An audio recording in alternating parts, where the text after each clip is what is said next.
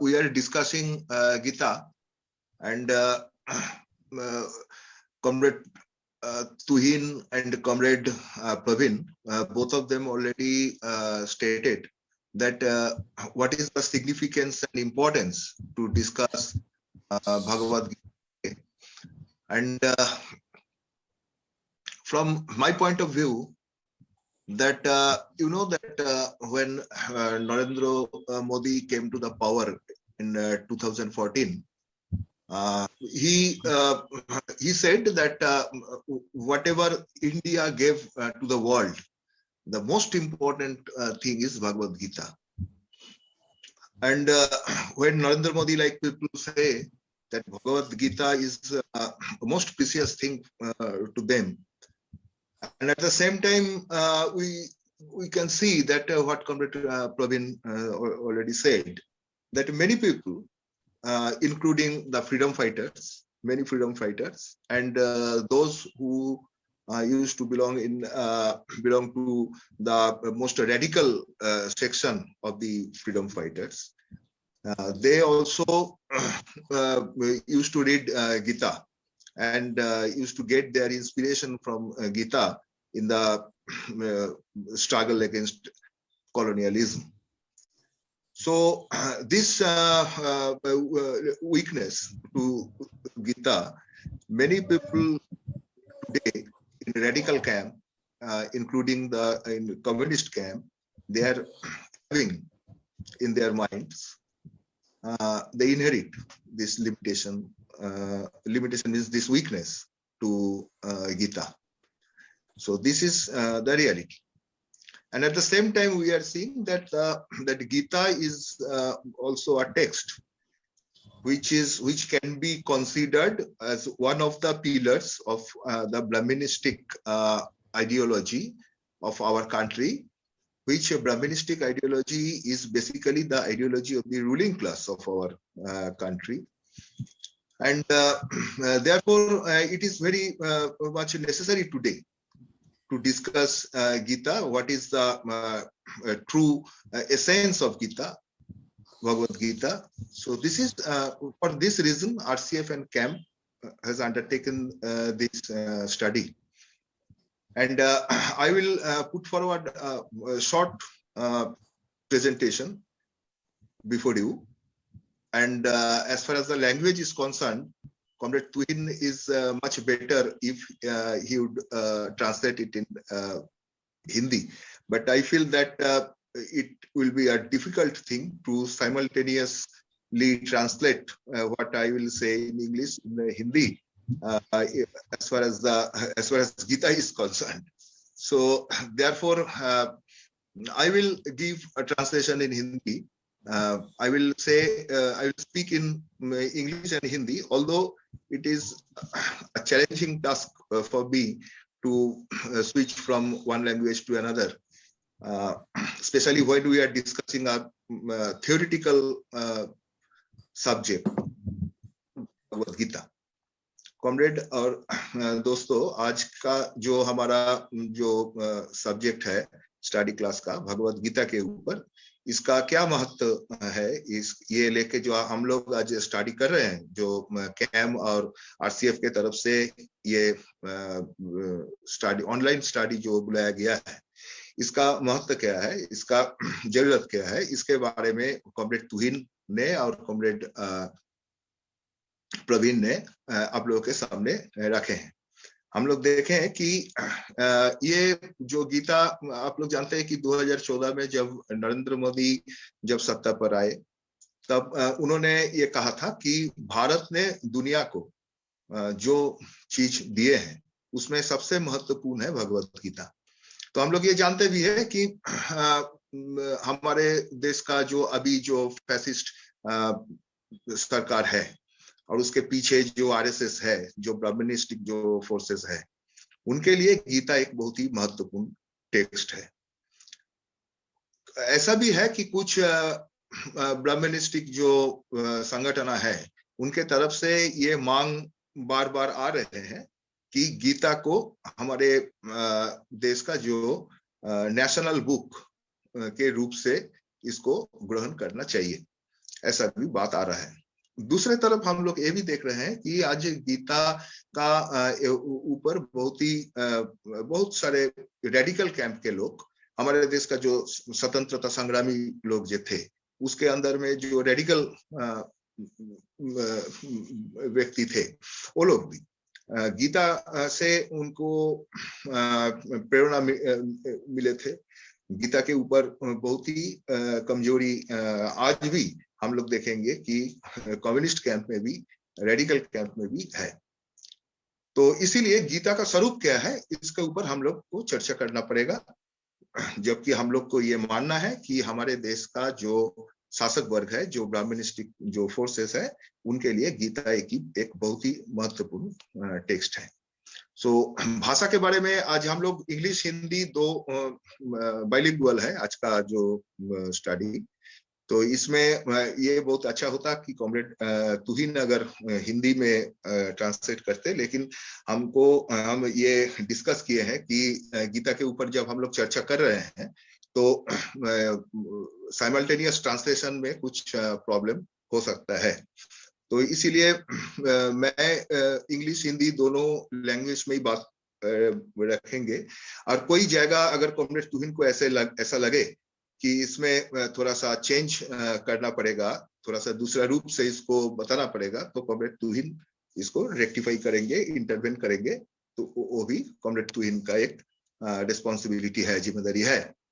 So now I will go into the text, but before going into the text of Gita, I like to say something on the background of Gita. You know that Bhagavad Gita is a part of Mahabharata, and Mahabharata has a long history and a very complicated history. So today Mahabharata is not our subject, so I do not want to go into that discussion of Mahabharata, although I have a big temptation to go into Mahabharata, but we need to avoid this discussion to going into details of Mahabharata. But we have to understand that Mahabharata has a very long history and a very, very complicated history. So this is not a very easy thing like Iliad or Odyssey, whatever, these epics of Greece, and our epics, like especially Mahabharata, it is a very complicated thing. It is not easy thing. So Mahabharata was first, you know that the core of Mahabharata is called Jaya, and it was first composed long back. Some scholars, they love to say that actually a portion of the Rig Veda, it is actually the text of Jaya. Jaya had no separate text. It is basically Rig Veda, but the core portion of Rig Veda is basically a description of a war. The war which was started under the leadership of Dibodasa in the border area of Iran-Afghanistan border, Sistan area. It is called Sistan area, and this war was ultimately concluded at the. It was started Helmand Lake, and it was concluded in the banks of Jamuna after 200 years under the leadership of Sudasa. Sudasa was the grandson of Dibodasa. So this battle is actually the battle of Mahabharata, and this was initially composed in the name of Jaya. Jaya means to win. Win the Jamudvipa. Jamudvipa is the Indian subcontinent. And how the Aryans, they won the battle and they snatched this land from the hands of the other clans. So this is actually the description of Mahabharata. And later, this Jaya was initially, the number of slokas was 25,000 slokas. And then it was transformed. It was transformed into another text, and it's a larger text called Bharata. and Bharata has 44,000 slokas around. And then it was further transformed in Mahabharata. And Mahabharata is 1 lakh slokas. So when it was transformed from one text to another, then the size of the entire text is getting much larger. And many more things, many more characters are incorporated in the main text. And finally, when it took a shape of Mahabharata, then the core, the initial core of this epic, it was lost. But the message and the main purpose and the message is intact. So this is basically the history of Mahabharata, and Bhagavad Gita is a part of Mahabharata. And it is believed that Mahabharata basically is composed in the Gupta period. And if we consider that Rig Veda was composed 1500 BC, it was started composing in 1500 BC. And from 1500 BC to Gupta period, that means almost 1000 years. After 1000 years, the final form of this epic has, we can get it. So after 1000 years, the initial core is lost, but the main essence is intact. So Gita, Bhagavad Gita is also a part of Mahabharata, and it is also believed that it was composed at the time of Gupta period. But many things, although it was composed in Gupta period, but many things, there is a continuation. Many things you will feel that many ideas, many moralities, many more things are having a continuation, which was you can read it in Rig Veda, and you can have the same message, same continuation in Gita also, although it was composed after 1000 years. तो साथियों, ये गीता जो है, गीता महाभारत का एक हिस्सा है, और महाभारत का जो अपना इतिहास रहा, ये भी एक लंबा इतिहास है, और ये भी बहुत ही जटिल इतिहास है. ग्रीस में जो एपिक्स जो बने थे, इलियड, ओडिसी, ये इसके मुकाबले में हमारा जो एपिक्स है, खासकर के महाभारत है, वो उतना मतलब इजी नहीं है. इसके पीछे एक बहुत ही लंबी कहानी है और एक जटिल कहानी है. इसके अंदर में हम लोग अभी नहीं जाए, लेकिन एक आइडिया के रूप से वो दिमाग में रखना पड़ेगा, क्योंकि महाभारत जो हमारे बहुत ही स्कॉलर को ये मानना है कि महाभारत का जो कोर है, जो पहला जो कंपोज किया गया था, ये इसका नाम था जया. तो ये जया एक 25,000 श्लोक का एक मतलब एक कविता है. ये पोएम के रूप में, कविता के रूप में ये है. तो 25,000 श्लोक इसमें था जया. बाद में ये ट्रांसफॉर्म हुई होकर के ये जो चेहरा लिया, इसका नाम रहा भारता. भारता में 44,000 इस श्लोक संख्या है करीब करीब, और महाभारत में 1 लाख. तो हम देखेंगे ये जब ट्रांसफॉर्म करते करते गए हैं, तो इसमें ये बढ़ता गया. इसका जो अमाउंट है, ये टोटल वॉल्यूम, ये वॉल्यूम बढ़ता गया, और इसमें बहुत सारे नई कहानी है, इसमें नई कैरेक्टर्स इसमें आया. और ये जो समय काल जो है, ये समय काल जया जो है, कि बहुत स्कॉलर्स को ये मानना है कि जया एक्चुअली जो ऋग्वेद है, ये ऋग्वेद का जो मेन हिस्सा जो है ऋग्वेद का, वो एक लड़ाई का इतिहास है. ये लड़ाई जो आर्यंस लोग जब इंडिया में आ रहे थे, इंडिया मतलब आज का इंडिया नहीं, तब उस टाइम का इंडिया जो इंडियन सब कॉन्टिनेंट के हिसाब से उस टाइम जम्मूद्वीप कहा जाता, इसमें जब वो ईरान से आ रहे थे, तो उसमें वो जो युद्ध किया था, वो हेलमोंट लेक, सिस्तान एरिया जो है, ईरान अफगानिस्तान बॉर्डर, वहां से लेकर के ये लड़ाई शुरू हुई थी दिवोदास के नेतृत्व पर. और ये लड़ाई खत्म हुई जमुना के तीर में, तो 200 साल बाद। तो ये जो लड़ाई रहा, ये लड़ाई का ही कहानी है ऋग्वेद, और यही है जया। जया का कोई अलग कहानी नहीं था। लेकिन बाद में इसका नई कहानी, नई कैरेक्टर, ये सब उसमें आ गया। आकर के इसका चेहरा थोड़ा चेंज हो करके ये भारत नाम लेकर के हमारे सामने आया। बाद में ये महाभारत का चेहरा लिया। तो इसमें ये महाभारत का एक हिस्सा है गीता। तो ये भी कुछ स्कॉलर्स को कहना है कि आज जो चेहरा में हम लोग महाभारत देख रहे हैं, इसका जो ये लिखा गया था गुप्त पीरियड में।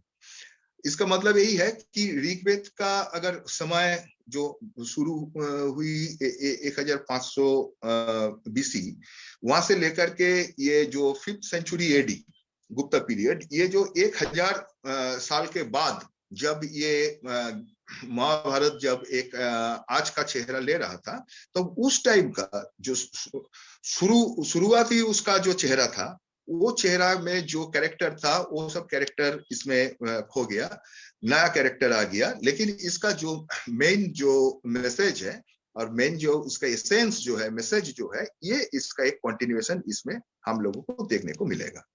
तो इस महाभारत का मतलब आज का जो महाभारत है, इसका एक हिस्सा गीता है। इसीलिए ये भी हम लोग सोच सकते हैं कि गीता का भी जो टाइम है, गीता जो रचना हुई वो भी गुप्त पीरियड में इसका रचना हुई। लेकिन इसमें वो पुराने बहुत सारे चीज का कंटिन्यूएशन है, पुराने मोरालिटी, पुराने सेंस, पुराने बहुत सारे चीज का ये एक कंटिन्यूएशन हम लोगों को देखने को मिलेगा इसमें।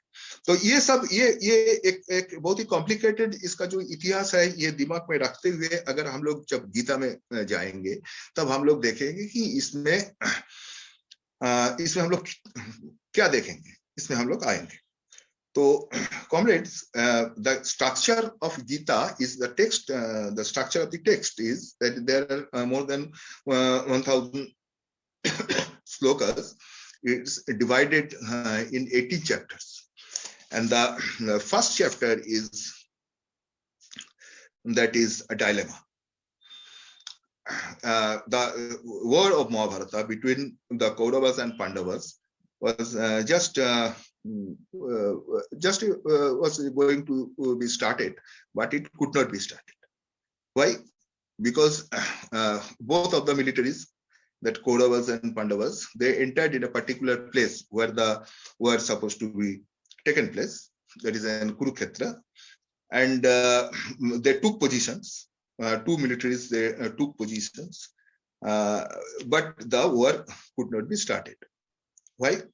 Because the commander-in-chief of Pandavas, Arjuna, he had a dilemma in his mind, and he did not want to start the war.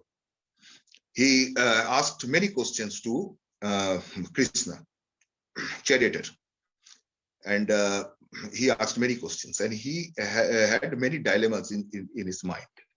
What is the main dilemma? The dilemma is that when he saw his brothers, his relatives, friends, and especially those who are having blood relation, very close relative, having blood relations, they are in Kaurava camp, and he had to fight. He had to kill them. He had to fight them, kill them, conquer them.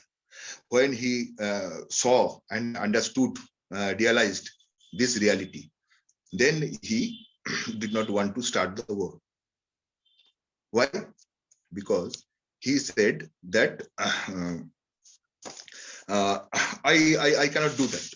I cannot kill those who are having blood relation, because at that time this is a tribal morality. All nationality, all nationality, they are having a tribal past. So since they are having the Aryans, they are also having a long tribal past. Then they are having a tribal morality in their memory.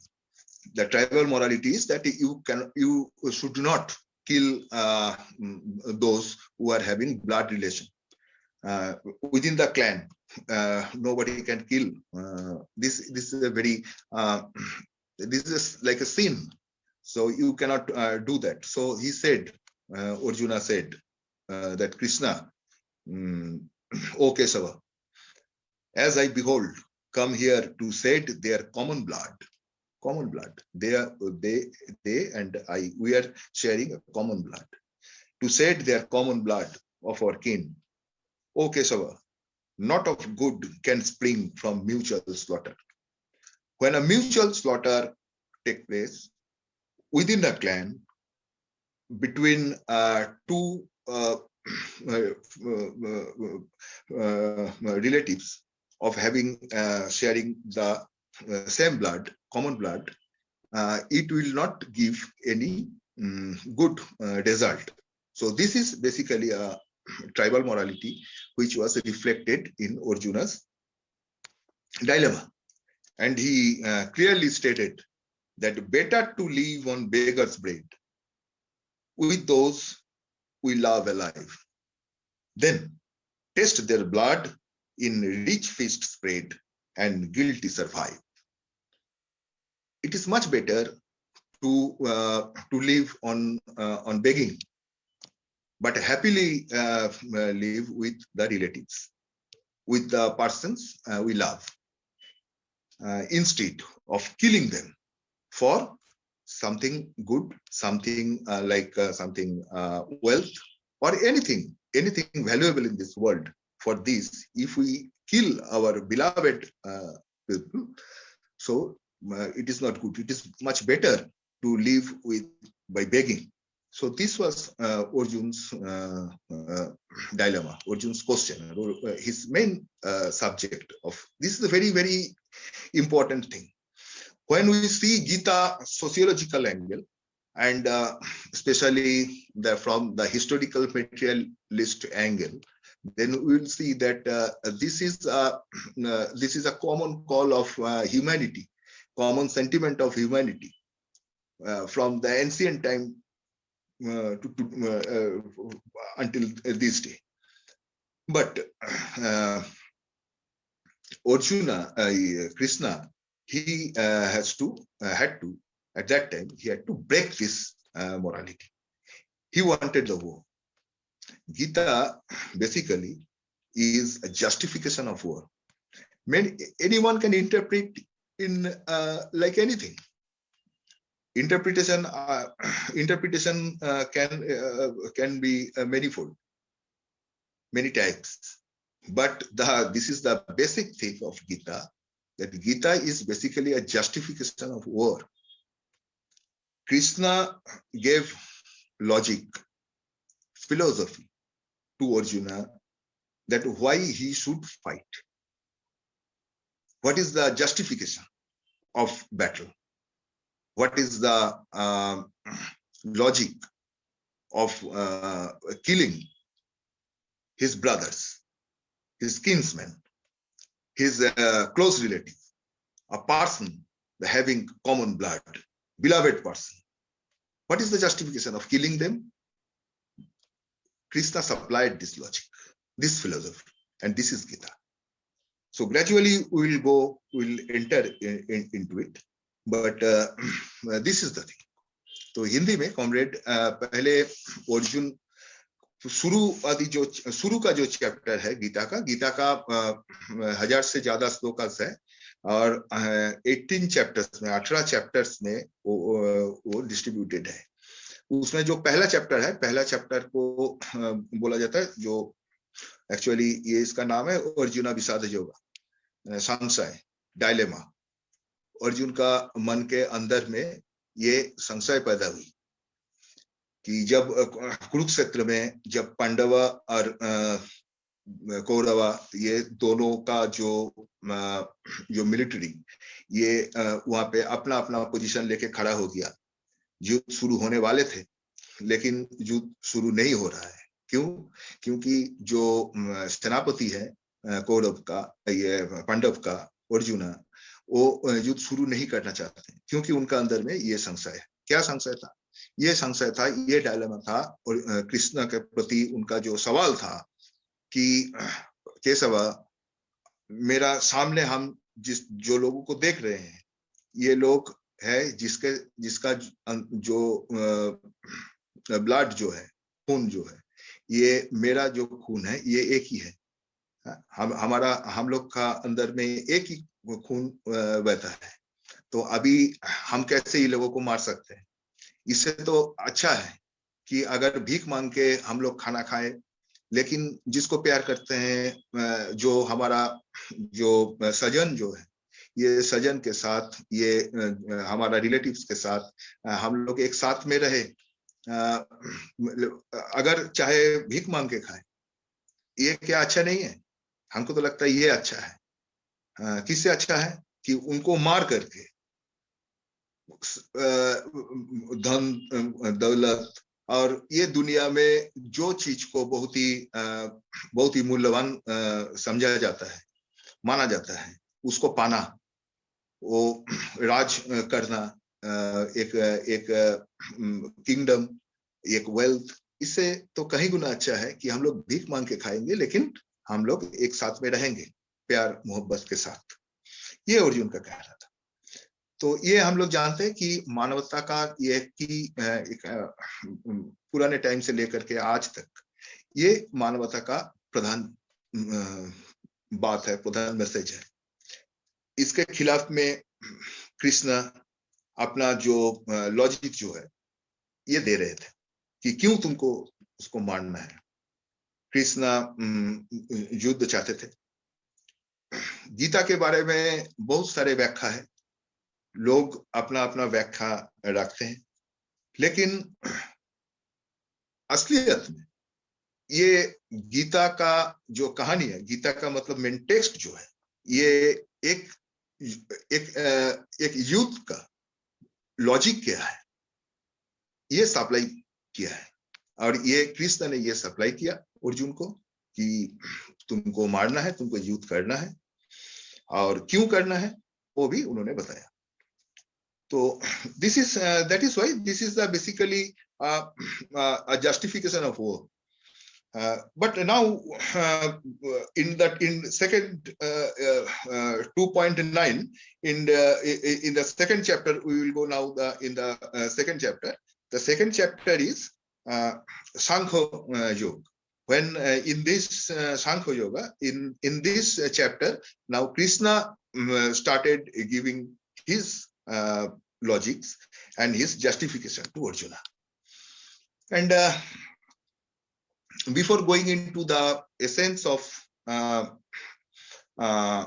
this chapter, Sankhya Yogas, in the second chapter, but first, I want to say one or two lines on the name Sankhya Yoga. Because this is also something we have to keep in the mind. Later we may discuss this question when we will be discussing the philosophical continuation of our country and philosophical schools, different philosophical schools of our country, and the contradiction among the philosophical schools. When we will be discussing this question in future, then we will take this question in details. But now we just keep in the mind that Sankhya, this philosophy is basically anti-Vedic philosophy. Shankaracharya, one of the greatest leaders of Brahmanistic camp, Shankaracharya considered that Sankhya is the main enemy, and he wrote many things. He spent most of his energies to attack and to destroy the edifice of Sankhya philosophy. So now this in Gita, this Sankhya philosophy, Sankhya, this name was used in second chapter, this is basically to divert the attention, to pollute the mind of the people, and to basically hoodwink the people that Sankhya is Vedic. Actually, Sankhya is not Vedic. Sankhya is just opposite philosophy of Vedanta. Anyway,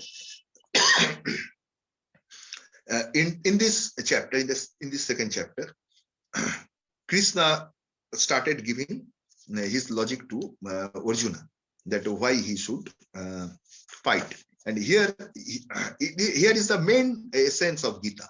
In these 18 chapters, you know that first 4 chapters are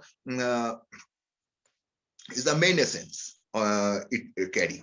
First 4 chapters carry the main essence of Gita. Rest of the chapters, many repetitions are there, many unnecessary things are there. So the whole volume of the entire text is much larger. But basically, the main essence of Gita is confined in first 4 chapters.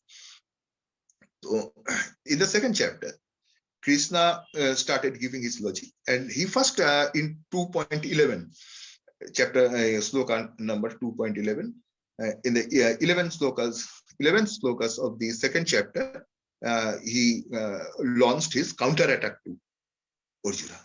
And he said that thou givest where no grief should be. Thou speakest words, lacks wisdom. For the wise in heart mourn not for those that live, not those for that die. He wanted to say that he launched his counterattack. He said that you were saying many things.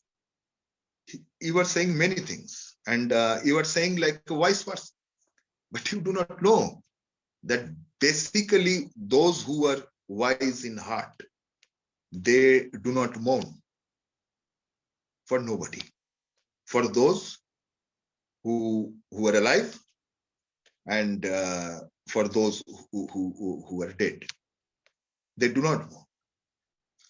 Why? I'll come, but give Hindi में comrade जब अर्जुन ने ये बात जो रखा, तो कृष्ण ने इसका जवाब दिया।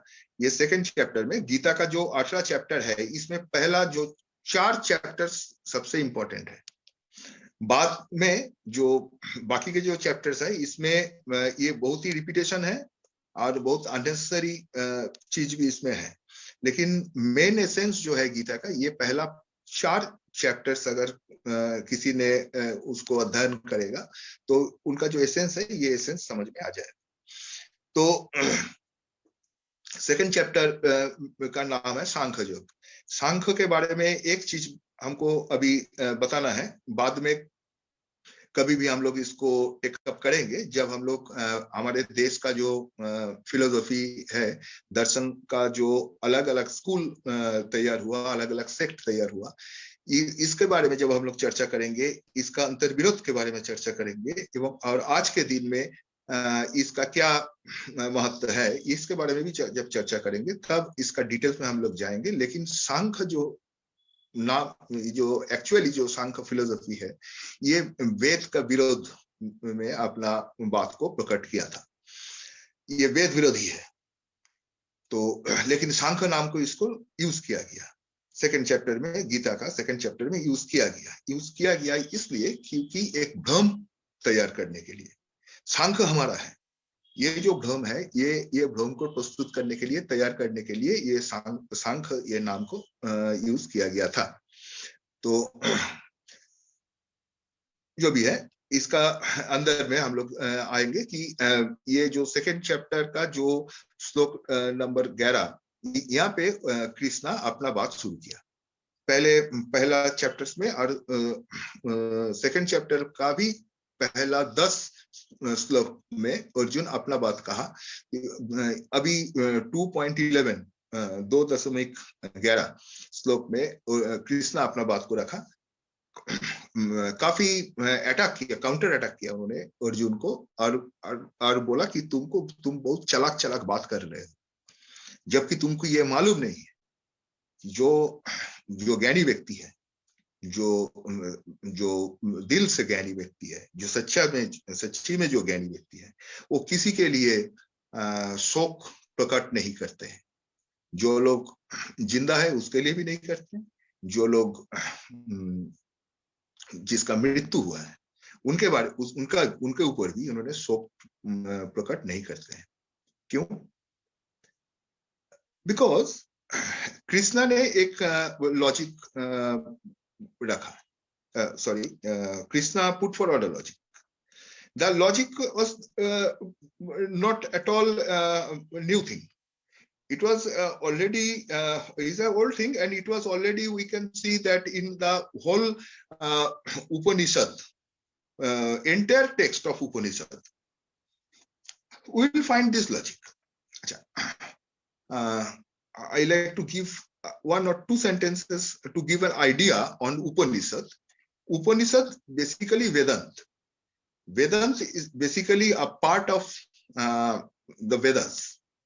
Veda, when we talk or speak about the Vedas basically there are 4 kinds of Vedas: Rig, Sam, Yayu, and Atharva. These 4 Vedas, there are 4 parts of the Vedas. That Sanghita, there are 4 Sanghitas and concerned Aranyak and Brahman. Sanghita, Aranyak, Brahman, and Vedant. A particular Aranyak is attached to a particular Sanghita. Particular Brahman attached to a particular Aranyak. And particular Upanishad is attached to particular Sanghita. So in this way. So, but in all the Upanishads, that is the Brihadaranyaka Upanishad or Kot Upanishad, all Upanishads are giving one message. That Vedanta is basically philosophical discussion. If you read Samhita, Samhita is not philosophical discussion. If you read especially that Rig Veda, Rig Samhita, Rig Veda Samhita, that is not a philosophical discussion. There is a different type of thing. But when you read Vedanta, the 4th part, then you will feel that a real philosophical discussion is happening.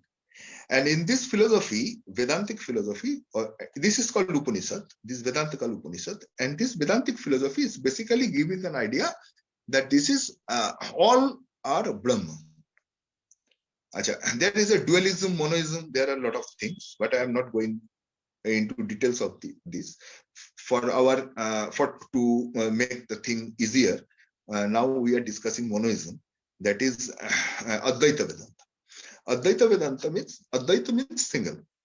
So in this Advaita Vedanta, it is being said that whatever you see under the sun, not under the sun, but beyond the sun, in this universe, whatever you see, that is basically Brahma. And what is Brahma? Brahma is something that is you can understand that it is ultimate thinking. That is called Para Brahma. This or Atma, ultimate Atma, something like that. And no positive things can be attributed to Brahma. You cannot say that Brahma is like that, like that. You cannot say. You have to say it negatively. Brahma Nirguna, Brahma Nirupadi, like that. Ni. Brahma is not like that. Brahma is not like that. In this way. So this is complicated. But the main thing is that everything is Brahma. You also a Brahma. Myself, Shankar, I am also a part of Brahma. So Brahma inside us, that is called Jivatma. And the ultimate idea is the Para Brahma. Is Jivatma inside me, and Para Brahma is a superior thing, that is ultimate thing. But I am a part of that Atma. So now the body of a particular person, it can be destroyed. You can kill someone. Kill, what is the meaning of killing? Kill means that you are destroying his body, his or her body. But you cannot destroy his or her soul. This Brahma this Brahma, another thing is that Brahma is something like that. He does nothing, no work. He does no work, and he is not a result of any work. This is the character of Brahma. So as a part of this Brahma, a human being also, he should not do anything. He also does, or he or she does nothing. And he or she is not a result of anything. The same thing. So the Jivatma inside a particular body, it cannot be destroyed. Na jayate mriyate ba vipaschit. Nayam putaschinno bahuva kaschit. Ajo nitto sasvatayam purano. Na hannate hannamane sarire. Sarir hannamane. Matlab body can be destructed. But the soul, the Jivatma, the spirit inside the body, it cannot be destructed. So you cannot kill anyone. So you cannot kill anyone. Because you cannot kill, because the spirit cannot be killed. The next line, the next sloka said that hanta chenmannate hantum, hatas chenmannate hatam, ubhau tau na bijanito, nayam hanti na hannate. Two persons. One is the killer, another is killed. If the killer thinks that I am killing, and if the killed person thinks that I am being killed, both of them are ignorant. Both of them do not know that nobody can kill and nobody cannot be killed. Ubhau tau na bijanito, nayam hanti na hannate. Nayam hanti na hannate. Nobody can kill, nobody can be killed. So Arjuna, you are speaking long thing. Many things you are speaking. You are, since long, you are saying many things like a wise person. But the wise, really wise person in heart, he knows that nobody can kill, nobody can be killed. So this is the first counterattack of Krishna. He said to Arjuna. Arjun का उत्तर में, अर्जुन का जो संशय था उसके उत्तर में जो इन्होंने कहा, कृष्ण ने ये बात को रखे थे। कृष्ण ने कहा कि अर्जुना, तुम तो बहुत बात कर रहे हो, लेकिन तुमको ये जानना चाहिए था कि कोई दूसरे को हत्या नहीं कर सकता है। क्योंकि ये जो कॉन्सेप्ट जो है, ये कॉन्सेप्ट में मैं थोड़ा आपको बताना चाहता हूं कि ये जो बात है कि कोई किसी को हत्या नहीं कर सकता है, क्योंकि हमारा जो शरीर है, ये शरीर खत्म हो सकता है, ये इसका मृत्यु हो सकता है, लेकिन शरीर का अंदर में जो सेल्फ है, जो सत्ता है, जिसको हम लोग आत्मा कहते हैं, ये आत्मा जो है, ये आत्मा का विनष्ट, आत्मा विनष्ट नहीं होता है। आत्मा को कोई हत्या नहीं कर सकता है।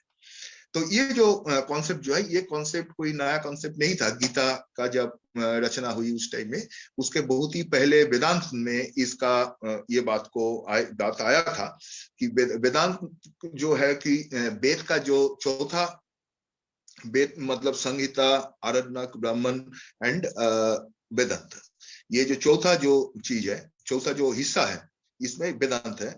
इसमें इसको उपनिषद कहा जाता है। इसमें हम लोग देखेंगे कि जो ऋग, साम, यजु, अथर्व, ये जो चार किस्म का जो वेद है, इसके साथ लगे हुए हैं कि एक एक वेद के साथ साथ एक एक पर्टिकुलर संगीत, आरण्यक है, ब्राह्मण है, ये भी है, मतलब उपनिषद या वेदांत भी है, उपनिषद भी है। ये जैसे कट उपनिषद, बृहदारण्यक उपनिषद, ऐसा छांदोग्य उपनिषद, ऐसा बहुत सारे उपनिषद है। लेकिन सारे जो उपनिषद है, इसको ही वेदांत कहा जाता है। इसका जो बेसिक जो मैसेज जो है, ये एक ही है। इसका वक्तव्य विषय यही है कि हमारा जो, हम लोग हम लोग नहीं, ये पूरा दुनिया में नहीं, दुनिया के बाहर यूनिवर्स में जो भी चीज है ये एक्चुअली जो है ये ब्रह्म है, ब्रह्म का हिस्सा है। ब्रह्म मतलब एक अल्टीमेट एक थिंकिंग, मतलब जो जिसको आत्मा कहते हैं, परम आत्मा कहते हैं हिंदी में, अगर हम लोग परम आत्मा इसको कहेंगे। ये परम आत्मा एक ऐसा चीज है जिसको वेदांत में, अद्वैत वेदांत में खास करके ये परमात्मा को ऐसे कोई पॉजिटिव रूप से इसको व्याख्या नहीं किया गया, मतलब बोला गया कि ये पॉजिटिव रूप से इसको कहा नहीं जाता है कि ब्रह्म ऐसा है, ब्रह्म ऐसा है, ऐसा बोला नहीं जा सकता है। हम लोगों को बोलना पड़ेगा कि ब्रह्म ऐसा नहीं है, ब्रह्म ऐसा नहीं है, ऐसा करके इसका व्याख्या देना पड़ेगा कि ब्रह्म निर्गुण है, ब्रह्म निरुपाधि है, ऐसे ऐसे कर। तो इसमें जो है कि ब्रह्म सारे सभी चीज ब्रह्म है। एक जीव के अंदर में जो आत्मा है वो भी एक ब्रह्म का हिस्सा है, इसको कहा जाता है जीवात्मा, और वो जो अल्टीमेट जो है उनको कहा जाता है कि परमात्मा। जीवात्मा परमात्मा का एक हिस्सा है। तो इसीलिए ये आत्मा को आप विनष्ट नहीं कर सकते, परमात्मा को भी विनष्ट नहीं कर सकते। परमात्मा कोई काम नहीं करते और कोई काम का रिजल्ट भी नहीं। कोई काम, किसी ने कुछ काम करके परमात्मा को तैयार किया है ऐसा नहीं है, क्योंकि वो कोई काम का रिजल्ट नहीं और वो कुछ काम भी नहीं करते। तो जीवात्मा भी ऐसा है, तो वो भी कुछ काम नहीं करता है और कुछ काम का वो रिजल्ट भी नहीं है। तो इसीलिए आप जीवात्मा को तो आप ध्वंस नहीं कर सकते, उसको आप मार नहीं सकते। शरीर को मार सकते, लेकिन शरीर का अंदर में जो जीवात्मा है वो तुरंत दूसरा शरीर पकड़ लेगा, तो उसको आप मार नहीं सकते। तो हम, आप जो बोलते हैं अर्जुन, जे हम इसको मार नहीं सकता, उसको मार नहीं सकता, अरे बाबा, प्रकृत तो ज्ञानी व्यक्ति जो है वो जानता है कि कोई किसी को मार नहीं सकता है। आप जिसको मारना कहते हो वो एक्चुअली मारना है नहीं, क्योंकि आप मार नहीं सकते हो और कोई मरेगा भी नहीं। इसीलिए बोला गया कि न जायते म्रियते वा विपश्चित नायं कुतश्चिन्न बहु कश्चित अजनित शाश्वतोऽयं पुराणो न हन्यते हन्यमाने शरीरे। तो इससे ये बात आया। ये जो श्लोक है, ये श्लोक से ये नेक्स्ट श्लोक जो है उसमें उसको निर्णय लिया कि हंता चेन्वन्नते हंतुम हतश्चेन्वन्नते हतम उभौ तौ न विजानीतो नायं हन्ति न हन्यते। अगर कोई सोचता है कि मैं उसको मार रहा हूं और कोई सोच रहा है कि मैं मर रहा हूं, ये दोनों ही ज्ञानी नहीं, अज्ञानी है। ये लोग नहीं जानता है कि कोई किसी को मार नहीं सकता और कोई मर नहीं सकता। तो ये बात रख करके उन्होंने क्या किया कि अर्जुन का जो संशय था, ये बेसिक जो संशय है, ये संशय को उन्होंने खत्म कर दिया। बेसिक मैसेज यही था और इसमें और कुछ नहीं है। तो देखिए, इसमें इसके साथ साथ और एक गीता का और एक महत्व है। अच्छा, इसका नतीजा क्या है सोशियोलॉजिकली, इसका क्या नतीजा है? What was the result of this theoretical understanding in sociologically, especially in the class struggle, in the struggle between human to human. What was the result? Then we'll come to this question. But now another important thing I like to discuss, that what was the significance of Gita? The significance of Gita is, I have already said that the basic message of this, it was already stated in Upanishad. But Upanishad, there is a difference between Upanishad and Gita, and there is some significance of Gita. This portion I will come, but there are two things. One thing is that in Upanishad, it was the main purpose to explain this theoretical formulation. Main purpose was to develop idealism. You know that idealism is the theoretical weapon of a ruling class. And I am not going into details, but the basically religion, basically idealism is a theoretical tool to extract surplus. Surplus cannot be extracted only by a rifle. At the same time, you need a Bible. And in our country, Bible or Upanishad actually, quote unquote Bible, it played a much greater role than a rifle. So anyway, so it was the purpose in Upanishad, basically to surplus extraction. But now when you are coming into Gita, the purpose is transformed. Not only surplus extraction, but at the same time, there is a justification of war, the justification of a genocide.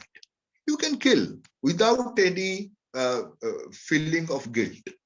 You can kill because it is not killing actually. You cannot kill anybody and nobody can be killed by you. So you can kill to keep dharma, to save dharma. Dharma yuddha. This is the concept was used. Dharma yuddha. Arjuna was told by Krishna. Krishna said Arjuna that you keep your dharma. Kshatriya, he has a dharma. A Brahmin, he has a dharma. So Vaishya, he has a dharma. And a Sudra, he's a dharma also too. So there are four kinds of people in this world. And our country, the population was divided in classes. And the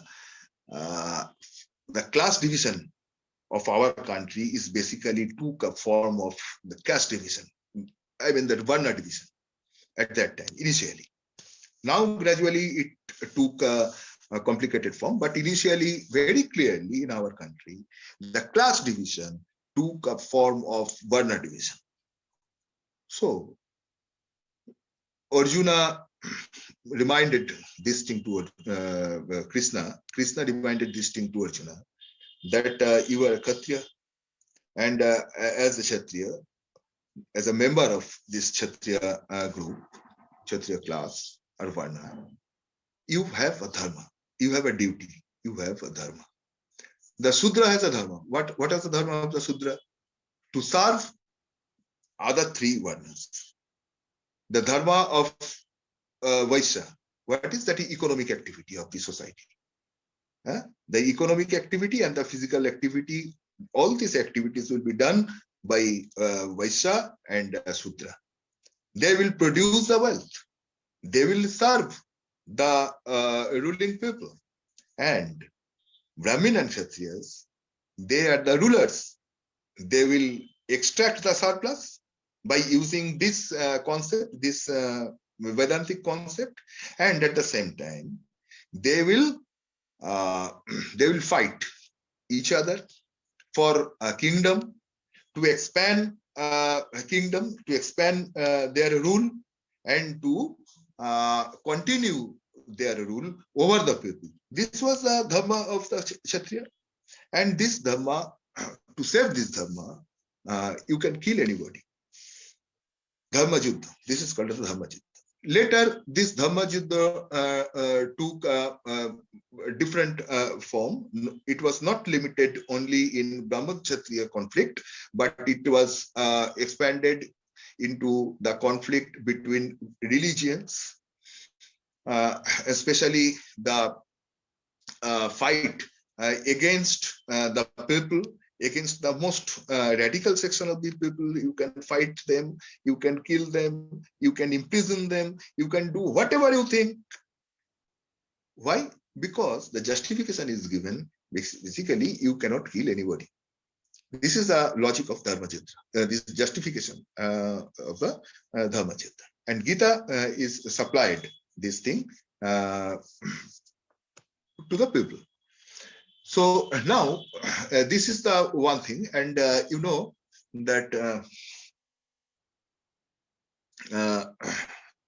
अच्छा before going Hindi में अगर हम लोग देखेंगे कि गीता ने जो बात को रखा है, ये बात उपनिषद में भी कहा गया है।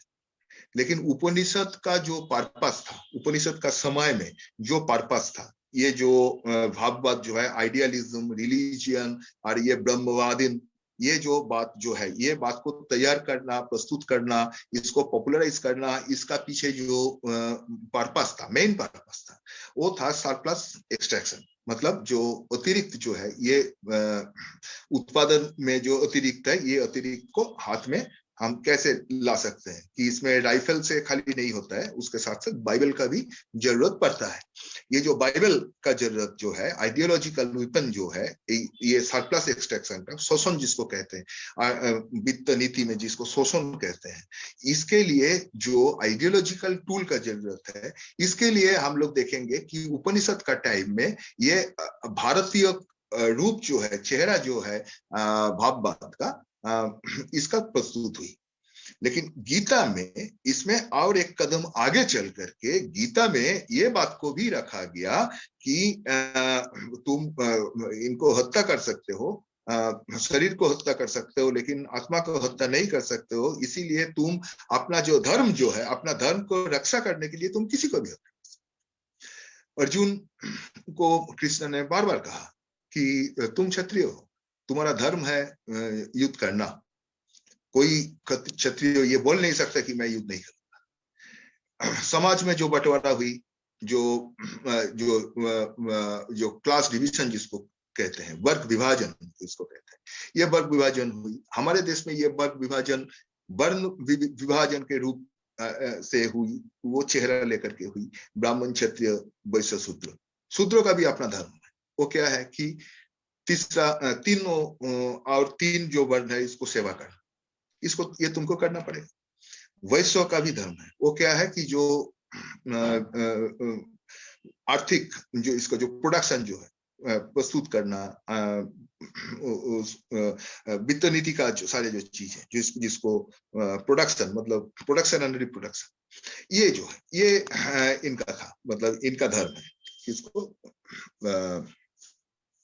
वैश्य को, क्षत्रिय जो है, इनको जो धर्म है कि युद्ध करना, जो हमारा राज जो है, ये राज को बढ़ाना, राज को रक्षा करना, हाँ, ये सब।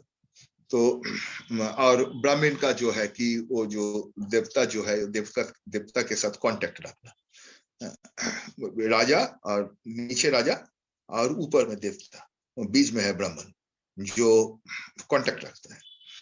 तो ऐसे है, ये अपना अपना जो निर्णय किया गया, अपना अपना धर्म जो है। तो ये धर्म को रक्षा करने के लिए एक क्षत्रिय ने, या तो कोई भी व्यक्ति अपना अपना धर्म को निभाने के लिए वो युद्ध कर सकता है। क्षत्रिय युद्ध करेगा तो इसमें वो मार भी सकता है, तो उसमें कोई पाप नहीं है, क्योंकि तुम किसी को मार नहीं सकते। इसीलिए वो बोल रहा है, अर्जुन तुम अपना जो क्षत्रिय धर्म जो है, इसको रक्षा करने के लिए तुम कूद पड़ो, तुम मारो। ये जो वर क्राई, ये मारने का मतलब खुले आम, गीता का जो मूल वस्तु जो है, मूल सार वस्तु जो है, कि ये खुले आम हत्या करने का जो जस्टिफिकेशन है, ये जस्टिफिकेशन कृष्ण ने अर्जुन को दिया। तो here that is the you see that in a very interesting thing that in the Rabindranath was basically a Brahmin, and this Brahma sect that was that came from Brahma, Advaita Vedanta. At a particular time in Bengal, a particular time, against the very sectarian Hindu culture, this Brahma rebellion, a group of rebels, initially under the leadership of Raja Ram Mohan Roy, and then Dwarkanath Tagore, and then the son of Dwarkanath was Devendranath Tagore, and the son of Devendranath was Rabindranath. So a long history of Brahma Samaj was there. And this Brahma Samaj did many reform work, many reforms of Hindu ideology, Hindu understanding, and especially in the Satidaha and in many things, they took a very progressive role, this Brahma Samaj. But the basic philosophy of Brahma Samaj was Advaita Vedanta. Rabindranath also, if you go through the works of Rabindranath, you will find that again and again in many places he cited different Upanishads and Vedantic philosophy, Vedantic text he cited. But after seeing the destruction of First World War, this is the first time in his life Rabindranath left Vedantic philosophy. It was a very interesting in 1934. Rabindranath was going to Iran at invitation of the king of Iran at that time. So when he was going Iran, he went by air, and when there's a break from one place to another, but one or two part of the trip that was in the air. So when he was discussing this thing, he has had a good piece of writing called in Parsia, Parase. So here he said that when I was traveling in an airplane, then I felt that from that height, nothing can be seen on ground. The ground reality gradually it will go away from your eyesight, and you cannot see anything on the ground. From an airplane, nothing can be seen on the ground. So the living connection between the ground and the person who is traveling in air, that is lost. So when in that time, First World War already concluded, and in the First World War, that air strike, attacking from air, it was launched. So he wrote in Persia that now I can understand that how a troop from airplane can charge missile or bomb to the ground, and this missile or bomb, it a huge destruction took place. It destroyed the homes, a particular locality, and it killed many people. Now I can understand how easily, how can the fighters of air soldiers, how can they charge this type of destruction on the ground? Now I can understand when I am traveling in airplane that nothing you can see on the ground. From that height, nothing can be seen on the ground, because that is why the living connection between the ground and the person who is traveling in an airplane is no relation at all. Total relation is cut off. Total relation is lost. So that is why so easily they can kill. The next line, suddenly Rabindranath entered into Gita, and he started saying that now I understand the real message of Gita. Krishna lifted the mind of Arjuna in such a height. When I discuss this thing, that na jayate mriyate or vipaschit, all this philosophical, abstract philosophical thing, when we are discussing, especially that abstract idealist philosophy, Atma, Paramatma, when you are discussing this thing. So he was saying that he lifted the mind of Arjuna in such a height that from that height, who is killing and who is being killed is no understanding can be made. So this philosophy, then he said, Rabindranath was saying, therefore this philosophy, what that in Gita propounded by Krishna, this philosophy is basically airplane of theory, or you can say a theoretical airplane, which can lift up minds of people such a height, then very easily he can be a killer. So when you go through entire works of Rabindranath, here when you reach this portion, you will be quite astonished that how Rabindranath left and he rejected his whole life. It took in 1934, and Rabindranath he was born in 1861, and he died in 1941. So almost only 7 years before of his death, he realized that throughout his life, whatever philosophy he carried, that is basically a philosophy to make somebody a killer. So this was written by Rabindranath. And another thing is that Oppenheimer, he was the chief scientist of Manhattan Project, Robert Oppenheimer. He tested his first atomic bomb. And we know that in 1945, this atomic bomb was used against Nagasaki and against Japan in Nagasaki and Hiroshima. And what destruction is there that we know. And in 1944, when the first experiment took place, the chief scientist of USA in Manhattan Project, Robert Oppenheimer, he was exclaimed and he uttered the sloka of Gita, "Now I am become death, the destroyer of worlds." So it was taken from the 11th chapter. There is the Vishwarupa Yoga. That is, I am the death. That Krishna, when Arjuna, after a prolonged debate, when he could not convince Arjuna, then he showed his Vishwarupa, actual who was Krishna. He was the whole universe, and he was basically the God. This Vishwarupa he showed to Arjuna. And in this chapter, he said, I am the death. I keep everything. I am the maker, and I am the destroyer.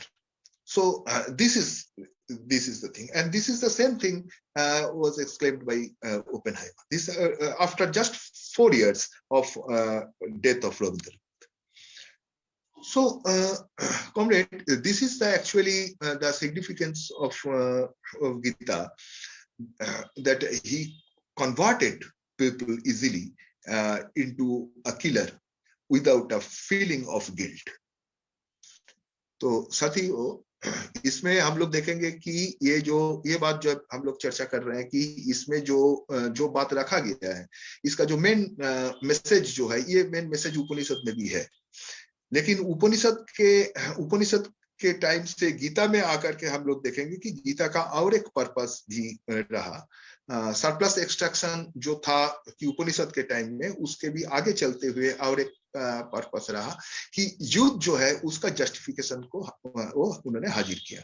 Gita में यही logic को use करते हुए, इस्तेमाल करते हुए ये बात को सामने रखा है कि युद्ध तुम आसानी से कर सकते हो. रविंद्रनाथ का बात इसमें आए कि रविंद्रनाथ ब्राह्मण था. तो ब्राह्मण मतलब ये अद्वैत वेदांत से आया, इसका वक्तव्य जो है. रविंद्रनाथ भी अपना पूरा जिंदगी जो है वो उसका जो सारे लेख जो है, ये अगर आप पढ़िएगा तो उसमें आप देखिएगा कि बहुत सारे जगह में ये उपनिषद का जो वाणी है, उपनिषद वाणी से ये कोट किए थे. लेकिन अंत में आकर के 1934 में जब वो ईरान जा रहे थे, ईरान का राजा उसको आमंत्रित किया था, तो ईरान जाते हुए वो प्लेन से जा रहे थे. तो प्लेन से जाते जाते उनका दिमाग में ये सोच आया कि प्लेन में इतना धीरे धीरे प्लेन ऊपर चला गया. पहले जो ग्राउंड है, ये ग्राउंड पे प्लेन खड़ा था, फिर वो धीरे धीरे ग्राउंड को छोड़ करके वो ऊपर उठने लगा. और एक टाइम आया जब ग्राउंड के साथ जो व्यक्ति जो है वो प्लेन में जा रहे हैं, उसका कोई संयोग नहीं है, ऊपर से कुछ दिखाई भी नहीं दे रहा. इसीलिए उन्होंने लिख रहा है कि अभी मैं समझा कि कैसे ये जो वैमानिक जो है, जो लड़ाई करते हैं, ऊपर से जो बम गिराते हैं, और जो बम एक एक जो घर है, जो जनपद जो है, इसको ध्वंस कर देते हैं, बहुत सारे आदमी को खत्म कर रहे हैं, बहुत छोटे छोटे बच्चे मारा जाता है, कैसे ये कर सकते हैं। तब वो बोला कि हमको अभी समझ में आया कि क्योंकि इतना जो हाइट है, इतना ऊंचाई जो है, ये ऊंचाई से नीचे तो कुछ दिखाई नहीं दे रहा है। नीचे नीचे जो है ये ग्राउंड जो है, ये ग्राउंड के साथ तो कोई संजग ही नहीं है, इसीलिए इतना आसानी से वो ग्राउंड के ऊपर जो बम है, ये बम को चार्ज कर सकते हैं। अचानक रविंद्रनाथ गीता में चले गए। ये बात कहने के बाद अचानक वो गीता में चले गए। वो बोला कि गीता में भी अभी समझा गीता का जो महत्व है, गीता का जो मैसेज जो है, वो अभी समझा। वो क्या है, वो अर्जुन तो लड़ाई नहीं करना चाहते थे, लेकिन कृष्ण ने उसको, उसका जो माइंड है, ये माइंड को इस ऊंचाई तक लेके चला गया। ये आत्मा, परमात्मा, ये सब बोल करके, ये हंताचन बनते हंतुम हतोश्चन बनते हतो मुभौतो न बीजानी, तो ये सब बोल करके उनका माइंड जो है, ये माइंड को इस ऊंचाई पर लेकर भी गया। वहां से कौन मारता है और कौन मरता है, किसी का कुछ पता नहीं है। तो इसीलिए ये बोल करके उन्होंने बोला कि ये गीता जो है, ये गीता भी एक प्लेन है, ये भी एक हवाई है, लेकिन ये plane of theory, theoretical airplane. ये लोगों का जो मन है, उसका ये ऊंचाई पर लेके चला जाते हैं, जहां से तुम आसानी से किसी को मार सकते हो। तो रविंद्रनाथ का 41 में रविंद्रनाथ का डेथ होने का 4 साल बाद हम लोग ये देखेंगे कि 1945 में जो अमेरिका जापान के ऊपर जो बम गिराया था, जो एटॉमिक बम जो है, ये बम गिराया था, और उनका ये जो प्रोजेक्ट है, मैनहट्टन प्रोजेक्ट, इनका जो चीफ साइंटिस्ट रॉबर्ट ओपेनहाइमर, इन्होंने 1944 में जो पहला टेस्ट हुआ, ये पहला टेस्ट जो एटॉमिक बम का, ये पहला टेस्ट को देखते हुए वही गीता का श्लोक उन्होंने कहा कि आई एम द डेथ। ये बात भी विश्वरूप योग जो है, गीता का जो 11th या तो 15th चैप्टर्स है, इसमें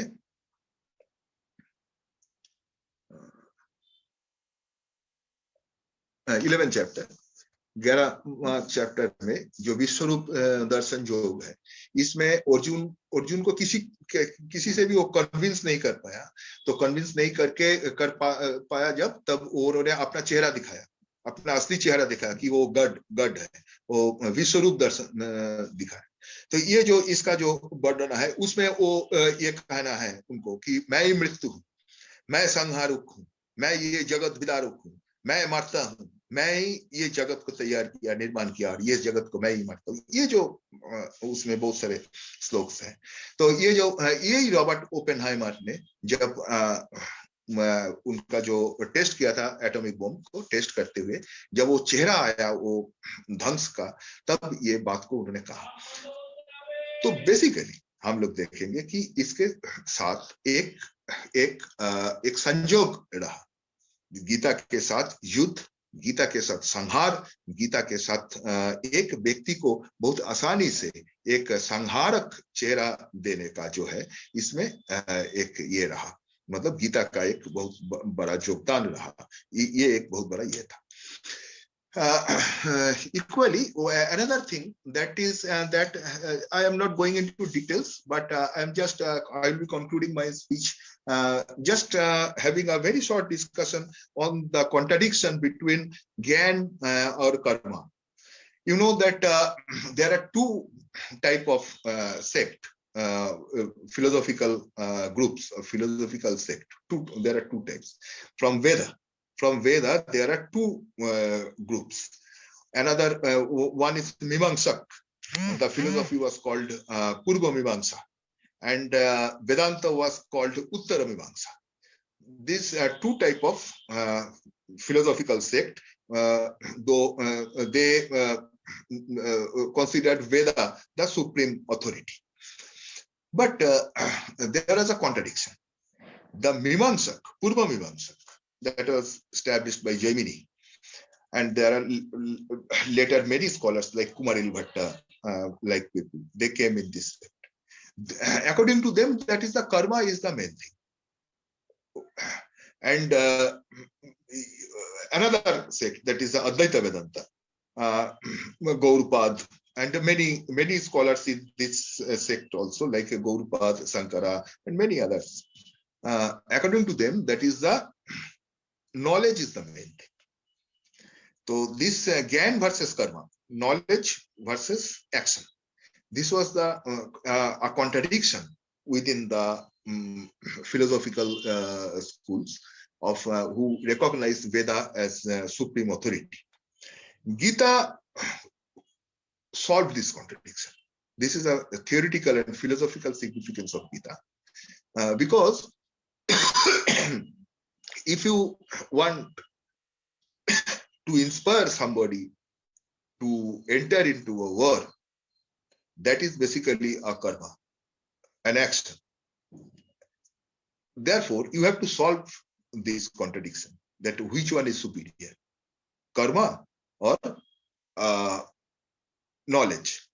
Because these people were actually Advaita Vedantists. But according to them, the real text, real message of Advaita Vedanta, they please do nothing. Because Brahma, he performs nothing. So do nothing. So this is actually their text. But they are inspiring in Gita. They are inspiring people like Arjuna to enter into the war, into an action. So they had to solve this philosophical problem, that which one is better. Being a person who uphold knowledge is superior, when they are entering into an action, then what they can say, that was the main question. And this question was solved by Gita. The formula was put forward that you do things, but do not expect. Selfless action, the theory of selfless action was put forward by Gita to solve the theoretical problem, without which, being a Vedantist, no one can enter into an action. So this was also another significance of Gita. But this is related to the very much philosophical side, not the more than sociological side. It is basically a philosophical side. So when we will be discussing philosophy in future, then we will take up this question in much detailed form. But today just I have pointed out this significance of Gita also. साथ साथ साथियों, गीता का और एक significance है, ये ज्ञान योग और कर्म योग, इसके बाद वाला जो 2 चैप्टर्स है, इसमें आप देखिएगा कि इसमें एक बात का ये समाधान उन्होंने हाजिर किया था गीता ने, क्योंकि हम लोग जानते हैं कि ये 2 किस्म का जो स्कूल है जो वेद को सुपीरियर मानते हैं। इसमें पूर्व मीमांसक जो कर्म को सुपीरियर मानते हैं, और जो है अद्वैत वेदांत या उत्तर मीमांसक वेदांत जो लोग नॉलेज को, ज्ञान को सुपीरियर मानते हैं। तो इसमें तो एक संघात थे, तो ये संघात को सॉल्व करना था, क्योंकि गीता जो लोग गीता को हाजिर कर रहे थे हमारे सामने, ये लोग वेदांतिक थे, ये लोग पूर्व मीमांसक नहीं थे, ये उत्तर मीमांसक थे, वेदांतिक थे। लेकिन वेदांतिक होते हुए भी ये जब कोई एक्शन ले रहे हैं, युद्ध एक एक्शन है, इसमें जब इंस्पायर कर रहे हैं लोगों को, तब उनको वो जो पुराना जो झगड़ा जो है पूर्व मीमांसक लोगों के साथ कि ज्ञान आगे है ना कर्म आगे है, इसको सॉल्व करना था। ये सॉल्व गीता ने किया था। इसीलिए गीता का एक बहुत ही महान तात्पर्य, बहुत ही महान सिग्निफिकेंस उनके लिए है, क्योंकि ये बात को सॉल्व नहीं करके आप बीइंग वेदांतिस्ट होते हुए आप किसी को कर्म करने के लिए जो बोल रहे हो, ये जो कॉन्ट्रडिक्शन है, ये कॉन्ट्रडिक्शन उन्होंने सॉल्व किया ये बोल करके कि तुम कर्म करो, कर्म अगर नहीं करते तो वही अच्छा होता, लेकिन जब तुम कर्म जब कर रहे हो तब उसके पीछे कोई फल का ये नहीं करना, उसका कोई आशा नहीं करना, उसका कोई प्रतीक्षा नहीं करना। तो ये सेल्फलेस एक्शन का जो थ्योरी गीता ने हाजिर किया, इसमें ये फिलोसॉफिकल जो प्रॉब्लम्स है, ये प्रॉब्लम्स को सॉल्व करके उन्होंने यूथ के तरह लड़ाई और जो बैटल के तरह, संहार के तरह पूरा इंस्पिरेशन एकदम फुल फ्लेजेड ने उन्होंने रखा था। तो यही गीता का मेन एसेंस है। तो this is comrades, I like to I think that I have taken already I have taken more than 1 hour, so or almost 1.5 hours, I think. So comrade, I am not going further details. So this is the main text or main message, how I understand Gita. So this is my presentation, and I'll be thankful if there are comrades or friends put forward your question or observation also. So यहीं पे मैं खत्म कर रहा हूँ मेरा जो presentation है। अभी अगर सवाल आएगा तो उसके ऊपर चर्चा आगे बढ़ सकता है। Thank you.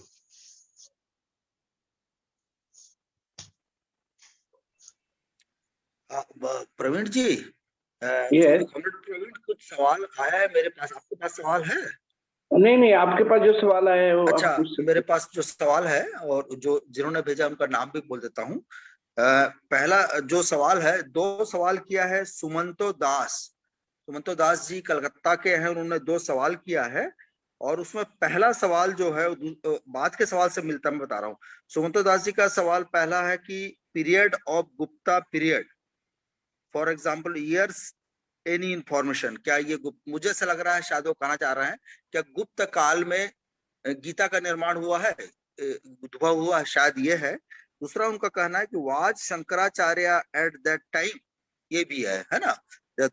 अब इससे संबंधित जो सवाल है वो प्रेमा ध्रुव बांसवाड़ा राजस्थान से आया है कि शंकर जी भगवत गीता को कब लिखा गया था, या अनुमानिक कितने 100 वर्ष पूर्व अस्तित्व में आया, क्या मनुस्मृति के पहले इसका आगमन हुआ?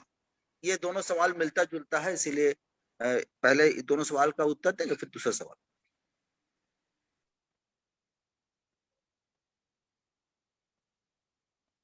Actually, first we have to understand that understanding actual time of any Indian ancient scripture is extremely difficult and a heavily debatable matter. So, but we can give an idea, but my idea is not the last word. So it is actually believed that Mahabharata was produced at the time of Guptas. It is the 4th century AD. Sorry, 5th century AD. So this is the time of Guptas. And at that time, the modern form, I always use this term modern form, because the ancient form is also there, because continuation is there, transformation is there. That is why I am using this term. The modern form of Gita was produced at that time. That is the 5th century AD. So, and Shankaracharya came 7th century AD. After that, and Manusmriti, the time of Manusmriti is it is believed that it is beforehand, before Gita. It in between 200 BC to 200 AD. In between 200 BC and 200 AD, any time between that period, that is the time of Manu. Ambedkar discussed this question. Ambedkar